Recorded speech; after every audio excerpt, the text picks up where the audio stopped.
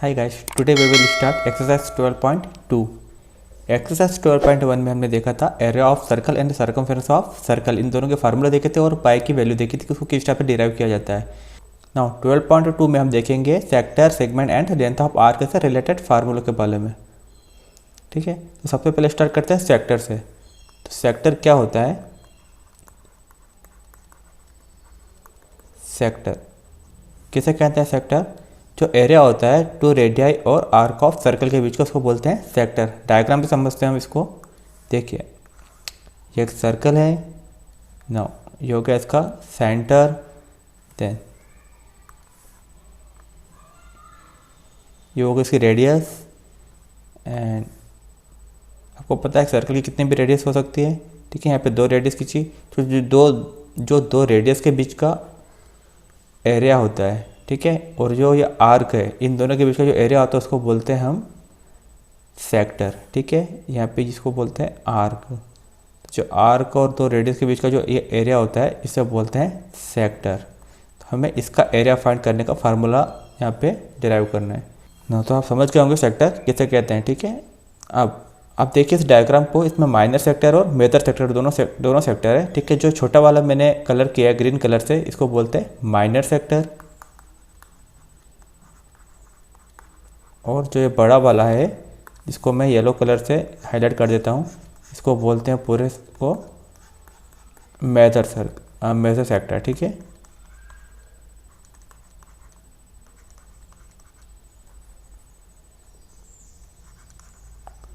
ना तो अगर आपको क्वेश्चन में दिया हुआ हो कि एरिया ऑफ सेक्टर फाइंड करो, तो आपको बाय डिफॉल्ट ये मान के चलना है कि हमें माइनर ही वहाँ पे फाइंड करना है। ठीक है, अगर आपको नाम नहीं दिया हो कि आपको माइनर सेक्टर निकालना है, मेजर सेक्टर निकालना है, तो आपको बाय डिफॉल्ट आपको माइनर सेक्टर ही वहाँ पे निकालना है। आपकी बुक में लिखा हुआ है, एनसीईआरटी बुक में, कि अगर आपको उसका नाम नया दिया हो तो आप बाय डिफॉल्ट माइनर लेके ही आपको उसको चलना है कि आपको माइनर फाइंड करना है। और मेजर अगर फाइंड करना होगा तो आपको क्वेश्चन में देंगे स्पेशल कि मेजर सेक्टर फाइंड कीजिए ना। और देखते हैं, इसमें पहले डेफिनेशन लिख देता हूँ मैं इसकी। क्या होता है sector? Area between two radii and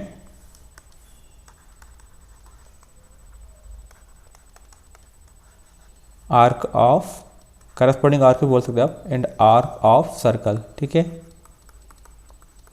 अब इसके सेक्टर का फार्मूला जो होता है एरिया ऑफ सेक्टर, उसके पहले हम देख लेते हैं कि और सर्कल में किस किस टाइप से हम इसके पार्ट बना सकते हैं और उसका फार्मूला हम किस टाइप से जनरेट कर सकते हैं। ठीक है, तो आपको इसका फार्मूला भी समझ में आ जाएगा कि हम इसका फार्मूला कैसे लिखेंगे ना। तो मैं ले रहा हूँ एक सर्कल यहाँ पे ना। तो आप देखिए, ये एक सर्कल है। अब आपको पता है पूरे सर्कल का एरिया क्या होता है? एरिया ऑफ सर्कल पिछले क्लास में हमने देखा था क्या होता है? Pi are square. ठीक है, ये होता है पूरा सर्कल का एरिया। अब अगर मैं इस सर्कल को हाफ कर दूं, मतलब इसको अगर मैं सेमी सर्कल बना दूं, यहाँ से लेके यहाँ पे हाफ कर दिया, तो अब इसका एरिया क्या हो जाएगा? इसका एरिया इसका हाफ हो जाएगा, क्योंकि पूरे सर्कल का क्या होता है? Pi are square. तो इसको हम दूसरे तरीके से देखें कि आप देखो कि जो सेंटर है, अगर इसका पूरा रिवॉल्यूशन देखें तो कितने डिग्री का एंगल बनता है? 360 का। ठीक है, तो अगर मैं बात करूँ 360 का एंगल यहाँ पर बनता है। अगर मेरे को पूरे सर्कल का एरिया चाहिए तो हम अपन लिख सकते हैं 360/360 इंटू पाई आर स्क्वायर। तो यहाँ पे 360 कैंसिल हो गया और पूरे सर्कल का एरिया हमको क्या मिला? पाई आर स्क्वायर। और अब अगर हम सेमी सर्कल की बात करें यहाँ पे, तो सेमी सर्कल में जो ये एंगल बनेगा कितने का बनेगा? 180 का। अगर हमें सेमी सर्कल का एरिया फाइंड करना होगा तो हम क्या करेंगे? टोटल 360 है, उसमें से 180 का एरिया हमें निकालना है। ठीक है, ऊपर 180 का, तो ऊपर 180 लिख दिया और यहाँ पे जो टोटल का एरिया वो तो लिखेंगे। तो यहाँ 0 से 0 कैंसिल हुआ, 18 से 2 टाइम 36, तो ऑटोमेटिक आपको क्या मिला answer? Pi are square upon में 2। और मैंने कहा था सेमी सर्कल का एरिया इसका हाफ होता है। तो देखिए, आप जब मैंने इसका एंगल रखा 180 तब भी वो हाफ ही आया। अब और देखते हैं इसको, अगर मैं इसके 4 भाग कर दूँ, ठीक है, यहाँ से मैंने इसको और एक भाग कर दिया। ठीक है, इसका मैंने इसका 4 भाग कर दिया, तो आपको पता है कि यहाँ पे एंगल क्या हो जाते हैं? अगर मैंने इसके 4 भाग कर दिए तो यहाँ पे जो एंगल है ये एंगल कितने का हो जाएगा? 90 का, ये भी 90 का, ये भी 90 का हो जाएगा और ये भी 90 का। टोटल कितना होता है? 360। तो हम देखते हैं एरिया ऑफ क्वाड्रेंट। ठीक है, एरिया ऑफ क्वाड्रेंट आपको पता है कि इसका एक चौथा है, मतलब इसका अपन में 4 आ जाएगा। लेकिन हम एंगल से देखते हैं कि किस टाइप से होता है ये। तो एंगल यहाँ पे कितना हो जाएगा 90 डिग्री, ठीक है। और यहाँ पे टोटल 360 डिग्री में से 90 डिग्री का एंगल होगा अगर एक का निकालना है हमको तो, ठीक है। हम सिर्फ ये एक का ही फाइंड कर रहे हैं, ठीक है। तो हमने 90 एंगल ले लिया, देन यहाँ पे वही इंटू में टोटल सर्कल का एरिया क्या होता है पाई आर स्क्वायर। तो 0 से 0 कैंसिल हो गया, 9 से कैंसिल हुआ ये 4 टाइम। तो आपको पता है क्या है आंसर 4r² अपॉन में और पाई आर स्क्वायर अपॉन में 4। ये जो एरिया था किसका था क्वाड्रेंट का। तो आप देखो अगर आप उसको डायग्राम को देख के निकाले तो हमको पता है कि इसका चौथा ही भाग है, ठीक है, एक चौथा ही भाग है। तो हम direct pi are square upon 4 भी लिख सकते हैं। और अगर हम इसको एंगल से देखें तो भी हमारा answer pi are square upon 4 ही आता है। अब बात करते हैं यहाँ पर थीटा की, जब हमें एंगल ना पता हो। अभी तक हमें पता था तो मैंने 2 एंगल पर आपको बताया, मैंने 180 पे भी आपको बताया, 90 पे भी बताया।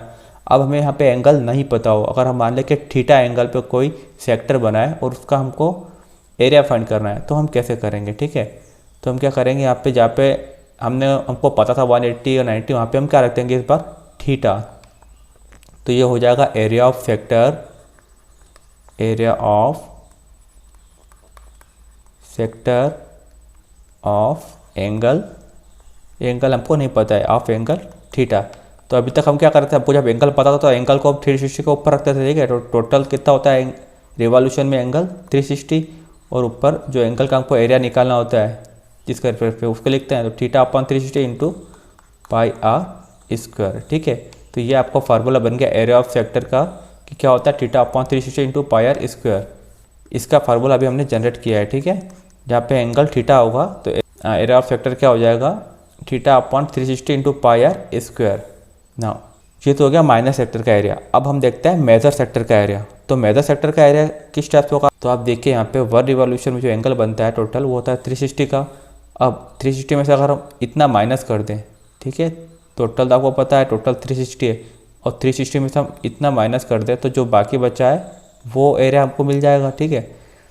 तो यहाँ पे एंगल हम वही करेंगे कि जो एंगल जहाँ हमने थीटा पुट किया है वहाँ पे क्या करते हैं 360 माइनस में थीटा। तो हो जाएगा एरिया ऑफ मेजर सेक्टर, ये हो जाएगा एरिया ऑफ मेजर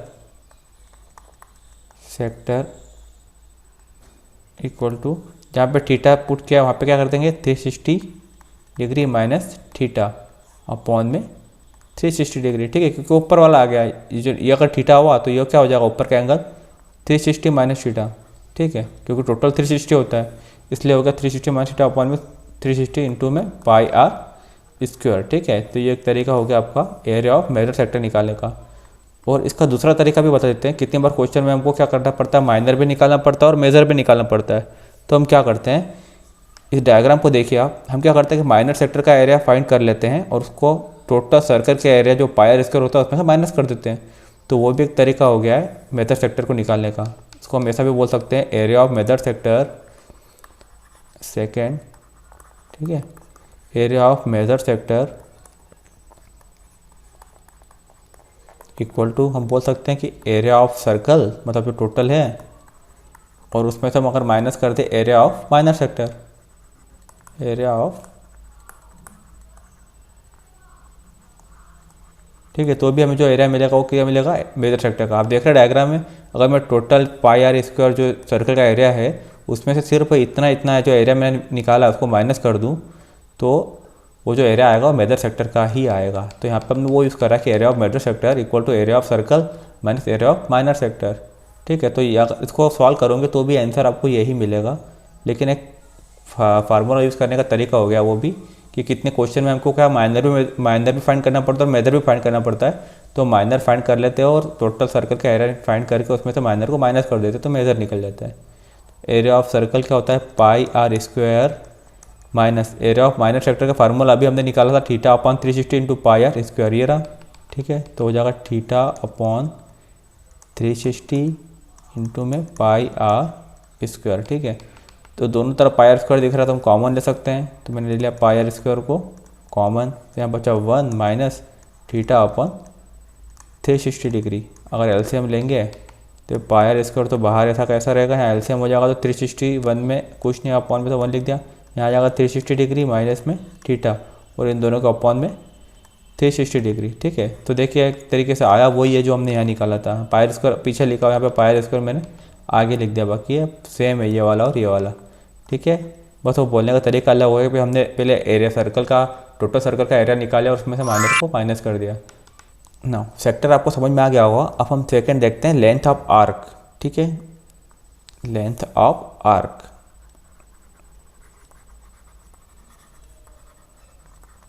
तो हम देखते हैं लेंथ ऑफ आर्क क्या होता है।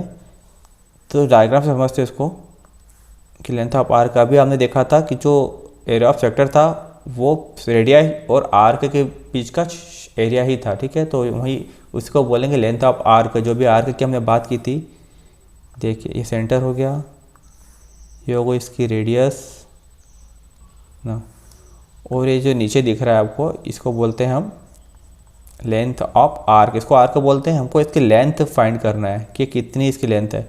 अब हमको जो फार्मूला मालूम था वो तो हमको मालूम था कि टोटल वाले का मालूम था कि ये जो टोटल होती है पेरीमीटर ऑफ सर्कल या सर्कमफेरेंस ऑफ सर्कल, वो होती है 2πr। ये हमको मालूम था, लेकिन हमें तो जो फाइंड करना है वो सिर्फ इतनी ही फाइंड करना है। ठीक है, यहाँ से लेके यहाँ तक। तो लेंथ ऑफ आर्क का फार्मूला क्या बनेगा, तो यहाँ पे वही करेंगे जो बीच में एंगल बन रहा है थीटा, उसके रेफरेंस में हम लेंथ ऑफ आर्क को फाइंड करेंगे। ठीक है, तो जो टोटल होती है 2πr होती है, तो हम इसमें थीटा के रेफरेंस में इसको किस टाइप से फाइंड करते हैं उसका फार्मूला देख लेते हैं। ये हो गई आपकी रेडियस। ठीक है, ये सेंटर हो गया। तो ना जिस टाइप से हमने सेक्टर का फार्मूला बनाया उसी टाइप से सेम टू सेम फार्मूला ये भी है। ये हो जाएगा length of arc of a sector of angle theta. ठीक है, इस सेक्टर के रेफरेंस में हम लेंथ ऑफ आर्क यहाँ पे फाइंड कर रहे हैं। तो उसका फार्मूला क्या हो जाएगा, जो टोटल होती है क्या 2πr। ठीक है, और हम किसके निकाल रहे हैं, सिर्फ थीटा के लिए। तो टोटल जो रिवॉल्यूशन होता है 360 डिग्री। ठीक है, उसमें से हम थीटा के लिए निकाल रहे हैं। तो थीटा अपॉन 360 इंटू 2πr, ये हो गया इसका फार्मूला। इसको हम एल से डिनोट करते हैं कि लेंथ ऑफ आर्क जो है L equal to theta upon 360 into 2πr। जो यहाँ पे सेक्टर का फार्मूला था वहाँ पे यहाँ पे क्या था, πr स्क्वायर, और यहाँ पे क्या आ गया, सर्कमफेरेंस का फार्मूला आ गया। जस्ट यहाँ पे 2πr आ गया, क्योंकि हम लेंथ की बात करें इस बार। पिछली बार हमने एरिया की बात की थी, यहाँ पे πr स्क्वायर लिखते थे। इस बार हम लेंथ की बात कर रहे हैं आर्क की, तो यहाँ 2πr लिखेंगे। ठीक है, टोटल में से हमें आर्क की थीटा वाली लेंथ ही यहाँ पे फाइंड करनी है। तो ये हो गया माइनर का, कुछ नहीं बोला यहाँ पे मैंने माइनर नहीं लिखा। डेट मीन्स बाय डिफॉल्ट आपको माइनर समझ के चलना है, और मेजर के लिए हम मेजर यहाँ पे लिखेंगे। अब यहाँ पे लिख सकते हैं लेंथ ऑफ मेजर आर्क। ठीक है, जैसे माइनर की थी, अब length of major arc of sector. तो मेजर के लिए आपको यहाँ पे क्या करना है, सिर्फ थीटा की जगह 360 माइनस थीटा, जैसे पिछली बार किया था हमने। तो हो जाएगा लेंथ ऑफ मेजर। ठीक है, लेंथ ऑफ मेजर आर्क क्या हो जाएगा, ये 360 डिग्री, जैसे पिछली बार किया था same to same. 360 degree minus theta upon में 360 डिग्री इंटू में 2πr। ठीक है, ये तो एक तरीका हो गया कि हम थीटा की जगह पे क्या लिखते हैं, डायरेक्ट 360 माइनस थीटा कर दें, ये वाला एंगल माइनस कर दें, और उसके ऊपर वाले की जो लेंथ है वो फाइंड हो जाएगी मेजर वाली। और दूसरा तरीका क्या होगा कि हम तो पूरा सर्कल की लेंथ निकाले, मतलब कि उसकी सर्कमफेरेंस फाइंड कर ले सर्कल की, और उसमें से माइनर वाले को माइनस कर दे, इतनी उसमें माइनस कर दे, तो भी हमको यही मिलेगा। ठीक है, तो उसको भी देख लेते हैं हम लेंथ ऑफ मेजर आर्क को। सेकेंड तरीका जो है लेंथ ऑफ मेजर आर्क, क्या है दूसरा तरीका कि हम सर्कल के पूरे सर्कमफेरेंस फाइंड कर लें। सर्कमफेरेंस ऑफ सर्कल, इसमें से क्या माइनस कर दे, पूरे सर्कल की सर्कमफेरेंस में से माइनर वाला जो हमने अभी निकाला उसको माइनस कर दे। ठीक है, तो हम लिखते हैं माइनर आर्क। तो आपको पता है सर्कमफेरेंस सर्कल कितनी है, टोटल 2πr। ठीक है, और माइनर आर्क का भी हमने जो फार्मूला निकाला था, क्या निकाला, थीटा अपॉन 360 इंटू 2πr, ये निकाला था। तो बोल देंगे theta upon 360 degree into 2πr। आपको दिख रहा है दोनों तरफ 2πr कॉमन है, तो 2πr को कॉमन ले लिया, यहाँ बचा 1 माइनस थीटा अपॉन 360 डिग्री। ठीक है, 1 का अपॉन में कुछ नहीं, 1 लिख दिया, एलसीएम होगा तो क्या बन जाएगा 2πr 360 डिग्री माइनस में थीटा और अपॉन में 360 डिग्री। ठीक है, तो आपको वही फार्मूला मिला है जो हमने यहाँ पे निकाला था मेजर का। ठीक है, सेम टू सेम फार्मूला, ये लेंथ ऑफ मेथड आर्क और लेंथ ऑफ मेथड, बस करने का तरीका अलग है। इसमें हम क्या करते हैं कि थीटा को पहले ही माइनस कर देते 360 में से। अगर आपको ऐसा करना हो तो ऐसा डायरेक्ट फार्मूला पुट करके करो, और दूसरा तरीका ये है कि आप पहले सरकमफेरेंस फाइंड करो सर्कल के, उसमें से माइनर को माइनस कर दो, तो भी आपको आंसर सेम मिलेगा। ठीक है, अभी आप सवाल करेंगे तो मैं आपको दोनों तरीके बताऊंगा, जो आपको अच्छा लगे आप वो करिएगा। नाउ अब हम देखते हैं आगे।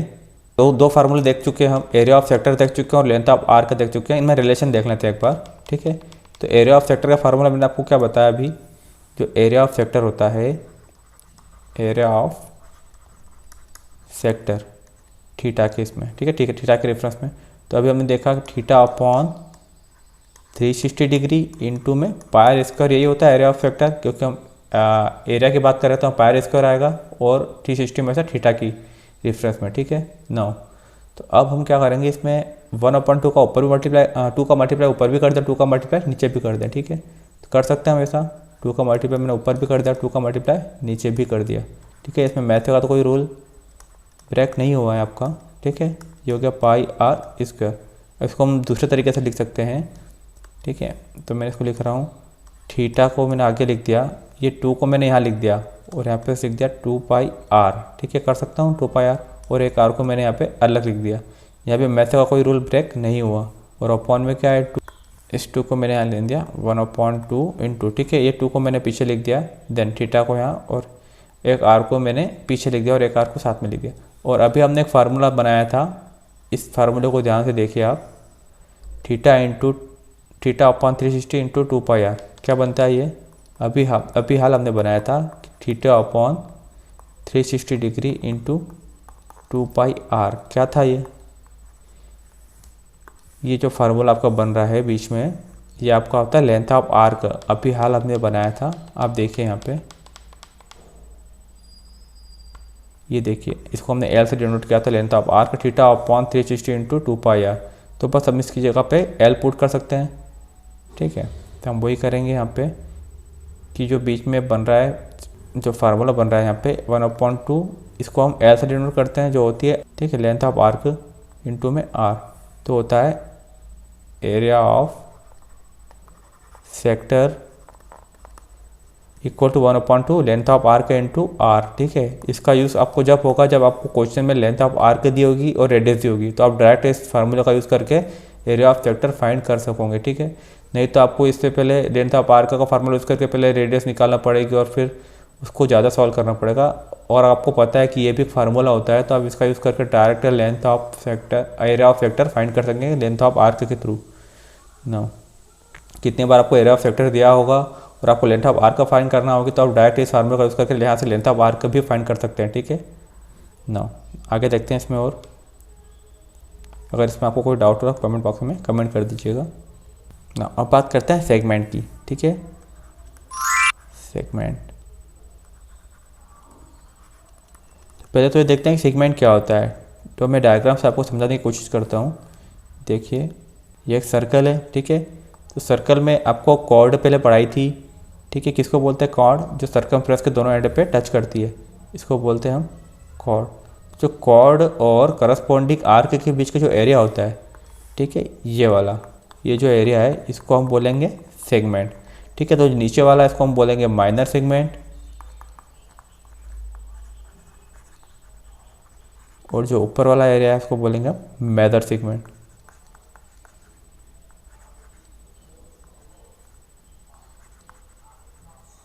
ठीक है, तो हम इसको क्या लिख सकते हैं, सेगमेंट किसको बोलते हैं हम, segment area between chord and corresponding arc बोल सकते हैं, एरिया बिटवीन कॉर्ड, जो कि आपको दिख रही है यहाँ पे क्या है, कॉर्ड। ठीक है, area between chord and corresponding arc.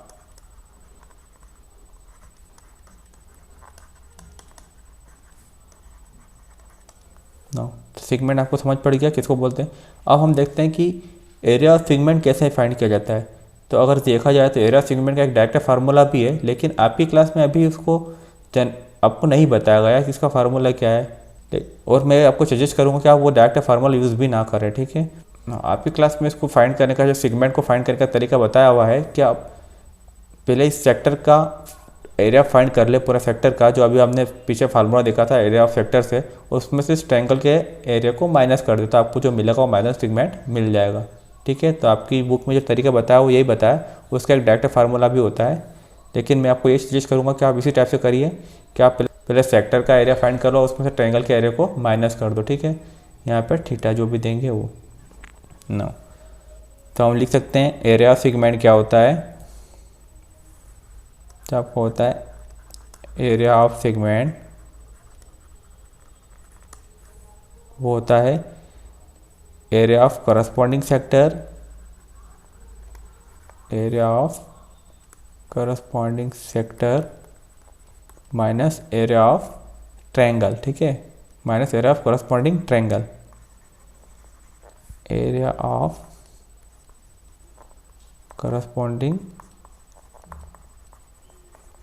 ठीक है, समझ में आया आपको डायग्राम के थ्रू कि पूरे सेक्टर के एरिया में से हम ट्रायंगल के एरिया को माइनस कर देंगे तो हमें जो मिलेगा वो माइनस सेगमेंट मिल जाएगा। ठीक है, नाउ अब हम समझते हैं इसको कि इसको किस टाइप से हम फाइंड कर सकते हैं। ठीक है, तो अगर मैं इसका नाम दे दूं, ये हो जाएगा ओ ए पी और नाम दे दिया पी। तो यहाँ पर अगर हम मुझे एरिया ऑफ सेगमेंट फाइंड करना होगा तो पहले मुझे एरिया ऑफ सेक्टर निकालना पड़ेगा, area of sector O A P और बी। ठीक है, तो हम देखता हूँ कि एरिया ऑफ सेगमेंट क्या हो गया, सेगमेंट यहाँ पे ए पी बी। ठीक है, किसके इक्वल होगा वो, area of sector O A P B. ठीक है, area of sector O A P B minus area of triangle O A B, area of triangle O A B. ठीक है, तो मुझे लगता है कि आपको एरिया ऑफ सेगमेंट यहाँ पे समझ पड़ गया होगा कि एरिया ऑफ सेगमेंट हम कैसे फाइंड करेंगे ए पी बी का। ये पूरा जो सेक्टर दिख रहा है आपको, ये जो पूरा सेक्टर है, पहले सेक्टर का एरिया फाइंड कर लेंगे, उसमें से ऊपर वाला जो ट्रायंगल दिख रहा है ओ ए बी का एरिया हम यहाँ पे माइनस कर देंगे तो एरिया ऑफ सेगमेंट आपको यहाँ पे मिल जाएगा। ठीक है, अब बात करते हैं कि एरिया ऑफ सेक्टर तो यहाँ पे आप फाइंड कर लेंगे, लेकिन एरिया ऑफ ट्रायंगल कैसे फाइंड करेंगे। ठीक है, तो यहाँ पे थीटा तो कुछ भी दिया रहेगा, तो ट्रायंगल का एरिया आप कैसे फाइंड करेंगे। तो अब मैं बता देता हूँ आपको, आपके जो अभी क्लास 10th है उसमें आपको 80% जो बीच में ट्रायंगल दिया है उसमें आपको जो थीटा दिया हुआ है वो 60 डिग्री ही दिया हुआ है। ठीक है, तो एक तो तरीका ये हो गया, मैं आपको बता देता हूँ, देखो मैं डायग्राम के थ्रू समझ देता हूँ आपको। जो आपको बीच में दिख रहा है ट्रायंगल, एरिया ऑफ ट्रायंगल, ठीक है, यहाँ पे आपको जो एंगल दिया होगा 80-90% यही है कि आपको 60 डिग्री ही दिया होगा। ठीक है, और आप देखो यहाँ पे जब भी ट्रायंगल होगा, इस सर्कल में आपको दिख रहा है कि जब भी यहाँ पे ट्रायंगल होगा और आपको उसका एरिया फाइंड करना पड़ेगा, तो जो ओ ए और ओ बी है हमेशा क्या होगी, रेडियस, क्योंकि जब भी कोई ट्रायंगल इसके अंदर हो सर्कल में तो ये हमेशा क्या हो जाएगी, रेडियस, और ये साइड हमेशा इक्वल होगी। तो आप देख रहे हैं यहाँ पे कि जब भी ये दोनों साइड इक्वल होगी तो एक क्या, कौन सा ट्रायंगल बन जाएगा, एक ये हो जाएगा आइसोसेलेस ट्रायंगल जिसकी दोनों साइड इक्वल होती है। और अगर ये आइसोसेलेस ट्रायंगल है, दोनों साइड इक्वल है, तो इसके सामने के एंगल भी क्या होंगे, इक्वल। अगर ये दोनों साइड इक्वल है, ये वाली और ये वाली, क्योंकि हमेशा वो रेडियस ही होगी, आप देख रहे हैं इस डायग्राम में, क्योंकि ये जो होगी हमेशा रेडियस ही होगी, तो ये दोनों इक्वल होगी हमेशा। एंगल थीटा कुछ भी हो सकता है, लेकिन 80-90% केस में ये 60 डिग्री होगा। और ये दोनों जो आपको दिख रही है दोनों इक्वल होगी, तो यहाँ के एंगल भी इक्वल होंगे। और अगर यहाँ के एंगल इक्वल होंगे तो अभी मैं आपको लेट कर लेता हूँ कि ये दोनों एक्स है, तो क्या होंगे देख लो आप, 60 + x + x, तीनों का एंगल सम प्रॉपर्टी कितनी होती है, 180 होता है तीनों का सम। तो जाएगा 60 + 2x = 180, देन 2x = 180 - 60 डिग्री, तो ये माइनस हो जाएगा। 180 में 60 माइनस किया तो बचा 120, x = 120 डिग्री अपॉन में 2, तो 2 से कैंसिल हो गया और क्या बना ये 60 डिग्री। तो आप देखो यहाँ से हमें ये जानने को मिल रहा है कि अगर एक एंगल 60 डिग्री का है तो बाकी दोनों एंगल भी कितने के होंगे, 60 के, तभी तो इन तीनों का टोटल 180 होगा, और ये दोनों आपस में बराबर भी होंगे तो ये 60 हो पाएंगे। तो ठीक है, हमको यहाँ से ये जानने को मिला कि जब एंगल यहाँ पे 60 का होगा तो ये आइसोसेलेस ट्रायंगल नहीं बल्कि ये क्या हो जाएगा, इक्विलैटरल ट्रायंगल बन जाएगा। ठीक है, लेकिन उसके लिए कंडीशन होना चाहिए कि 60 डिग्री ही यहाँ पे हो, तो ये इक्विलैटरल ट्रायंगल हो जाएगा। और इक्विलैटरल ट्रायंगल का एरिया फाइंड करने का फार्मूला हमको पता है, एरिया ऑफ, ये आपको बार बार ज़रूरत पड़ेगा, इक्विलैटरल ट्रायंगल होता है √3/4 इंटू साइड का स्क्वायर। इस फार्मूला का यूज़ आपको बहुत बार करना पड़ेगा, जब जब भी ट्रायंगल का एरिया फाइंड करना पड़ेगा तो वहाँ पे अधिक बार ये फार्मूला यूज़ होगा, area of equilateral triangle √3/4 into side का स्क्वायर। ठीक है ना, तो देख लेते हैं फार्मूला कैसे आया, भी आपको मैं बता देता हूँ। एक बार शॉर्ट में बता रहा हूँ कि फार्मूला किस टाइप से जनरेट हो किया गया है, ताकि आपको ध्यान रहे। तो एरिया इक्विलेटरल ट्रायंगल का एरिया कैसे फाइंड करते हैं अपन। ये एक इक्विलेटरल ट्रायंगल है, ये साइड को नाम दे दिया ए, ये भी हो गई ए, ठीक है, और ये नीचे वाली साइड भी कितनी हो गई ए। आपको पता है तीनों साइड इक्वल होती है, और एंगल कितने के होते हैं यहाँ पे 60, ये भी हो जाएगा 60 डिग्री, ये भी हो जाएगा 60 डिग्री। अब अगर इसका एरिया हमको फाइंड करना हो तो एरिया का फार्मूला तो था 1/बेस इंटू हाइट, लेकिन वो कब काम आता था जब 90 डिग्री का एंगल बनता था। ठीक है, तो ये एक राइट एंगल ट्रायंगल नहीं है, तो हमने क्या किया, यहाँ से परपेंडिकुलर खींचा इसमें ये, और इसको बना दिया राइट एंगल ट्रायंगल। ठीक है, तो ये हो गया आपका 90 डिग्री का। ठीक है ना, ऐसे हमने परपेंडिकुलर खींचा 90 डिग्री का हो गया। अब ये जो ट्रायंगल है कहाँ पे होता है आपको पता है, ये होता है सर्कल के अंदर। ठीक है, और ये जो नीचे वाली साइड होती है वो होती है कॉर्ड, और जो ऊपर वाला जो पॉइंट होता है वो होता है सेंटर। तो सेंटर से कॉर्ड के ऊपर एक तरीके से हमने परपेंडिकुलर लाइन खींची है, ये सर्कल का सेंटर है, और जो नीचे वाली लाइन है वो कॉर्ड है। तो आपने 9th क्लास में पढ़ा था कि सेंटर से कॉर्ड के ऊपर जो भी परपेंडिकुलर लाइन खींचते हैं उसको 2 भाग में डिवाइड करता है वो। तो ये पूरी साइड ए है, तो ये हो जाएगी a/2 आधी, मतलब ए की, और इधर वाली साइड भी क्या हो जाएगी a/2। ठीक है, अब हमें यहाँ पे हाइपोटेनस मिल गया है। अगर हम ट्रायंगल इसकी बात करें ओ ए और बी, ठीक है, अगर हम ट्रायंगल ओ सी और बी की बात करें तो हाइपोटेनस हमको मिल गया और बेस भी मिल गया। परपेंडिकुलर हमारे पास अभी नहीं है, तो हम परपेंडिकुलर फाइंड कर सकते हैं। ठीक है, तो परपेंडिकुलर आपका हो जाएगा यहाँ पे, या तो आप साइन कॉस का यूज़ करके भी फाइंड कर सकते हैं, राइट एंगल ट्रायंगल बन गया है, या पाइथागोरस का थ्योरम यूज़ करके भी कर सकते हैं यहाँ पे फाइंड। ठीक है, और दूसरी बात, ये जो ट्रायंगल यहाँ पे बना है और ये ट्रायंगल दोनों आपस में क्या होंगे, कांग्रुएंट। कैसे, देखिए यहाँ पे 90 का एंगल ये है, तो यहाँ भी क्या हो जाएगा 90 का एंगल, जो बीच वाली साइड है दोनों में कॉमन हो गई है, और इधर भी 60 का एंगल और 60 का एंगल इधर भी है। ठीक है, और साइड भी इक्वल है, तो दोनों एंगल आपस में कांग्रुएंट है ना। तो हम एक का एरिया फाइंड कर ले तो उसमें 2 का मल्टीप्लाई कर देंगे तो पूरे ट्रायंगल का एरिया फाइंड हो जाएगा। तो इसका एरिया फाइंड कर रहे हैं। ठीक है, तो यहाँ पे हमको हमारे पास क्या नहीं है, पहले तो हमको यहाँ देखना पड़ेगा, परपेंडिकुलर फाइंड करना पड़ेगा। ठीक है, तो परपेंडिकुलर फाइंड करने के लिए हम पाइथागोरस थ्योरम यूज़ करते हैं, होता है हाइपोटेनस का स्क्वायर इक्वल टू बेस का स्क्वायर प्लस परपेंडिकुलर का स्क्वायर। तो हाइपोटेनस यहाँ पे क्या दिया आपको ए का स्क्वायर, बेस क्या दिया a/2 का स्क्वायर प्लस परपेंडिकुलर हम यहाँ पे फाइंड कर रहे हैं ना। ये हो जाएगा ए स्क्वायर इक्वल टू यहाँ पे ए स्क्वायर अपॉन में 4 प्लस पी स्क्वायर ना, ये हो जाएगा A square minus A square upon में 4 equal to P square. LCM लेंगे तो एलसीएम आएगा यहाँ पे 4, तो हो जाएगा 4a स्क्वायर माइनस में a square equal to perpendicular का स्क्वायर। 4a स्क्वायर में से a स्क्वायर माइनस क्या तो हो गया 3a स्क्वायर अपॉन में 4 इक्वल टू परपेंडिकुलर का स्क्वायर। तो स्क्वायर हटाएंगे तो हो जाएगा √3।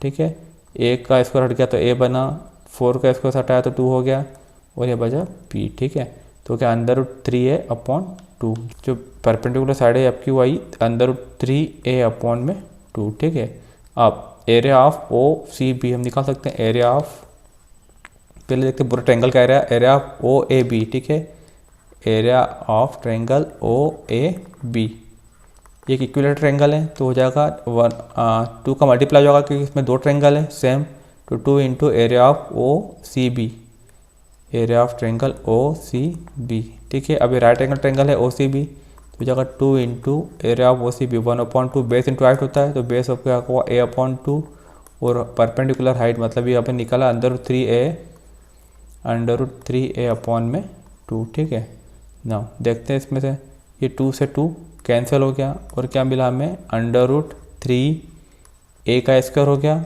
और अब 2 इंटू 2 क्या हो गया 4। तो इक्विलेटरल ट्रायंगल का एरिया ये हमको फाइंड हो गया, ट्रायंगल ओ ए बी। ठीक है, तो इसको हमको हमेशा याद रखना है कि जो यहाँ पे ए ली थी हमने साइड ली है वो, इसको हमें याद रखना है एरिया ऑफ इक्विलेटरल ट्रायंगल क्या होगा √3/4 साइड का स्क्वायर। ठीक है, तो इसकी ज़रूरत हमें बार बार पड़ेगी, जब भी सेगमेंट फाइंड करना पड़ेगा तो हम क्या करेंगे, सेक्टर का एरिया फाइंड कर लेंगे, उसमें से ट्रायंगल के एरिया को माइनस कर देंगे। तो ट्रायंगल का एरिया फाइंड करने के लिए हमें इस फार्मूले की नीड पड़ेगी। ये फार्मूला आपका कब कब काम करेगा, जब बीच में एंगल 60 डिग्री होगा। ठीक है, इसकी कंडीशन ये है जब बीच में एंगल 60 डिग्री होगा, और आपको पता है रेडियस तो हमेशा यहाँ पे बराबर होगी ही होगी।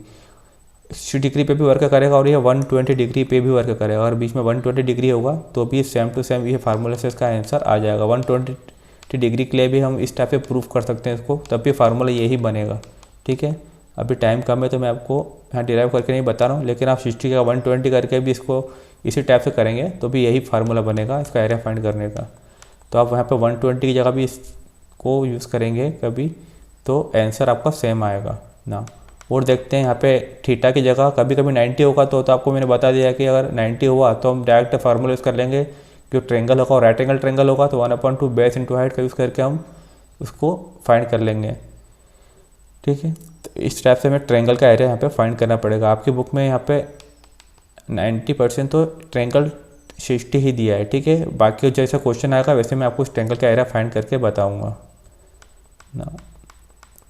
तो हमने लगभग यहाँ पे सब कुछ कवर कर लिया है जो 12.2 में हमको ज़रूरत पड़ने वाली है। ठीक है ना, तो हमने निकाल लिया माइनर सेगमेंट। अगर मेजर सेगमेंट निकालना होगा तो हम क्या करेंगे, पूरा जो सर्कल का एरिया है उसमें से माइनर सेगमेंट को माइनस कर देंगे तो हमें जो मिलेगा वो मिलेगा मेजर सेगमेंट। ठीक है, डायग्राम को देख ही रहे हैं आप, डायग्राम में दिख रहा है कि अगर पूरा सर्कल का एरिया है उसमें से हम अगर माइनर सेगमेंट के एरिया को माइनस कर दें नीचे वाले को तो सीधे जो मिलेगा मेजर सेगमेंट का एरिया हमें मिल जाएगा। ठीक है, और क्वेश्चन में हमें मेजर सेगमेंट का एरिया डायरेक्ट फाइंड करने के लिए बोला है तो हम क्या करेंगे, मेजर सेगमेंट का एरिया का डायरेक्ट फाइंड करना होगा तो हमको करना यही पड़ेगा कि पहले माइनर को फाइंड करो, उसको बाद पूरा सर्कल में से माइनर को माइनस करो। ठीक है, मेजर को निकालने का यहाँ पे डायरेक्ट फार्मूला है, लेकिन आपकी क्लास में अभी बताया नहीं है कि माइनर को निकालने का, माइनर सेगमेंट को फाइंड करने का भी डायरेक्ट फार्मूला है।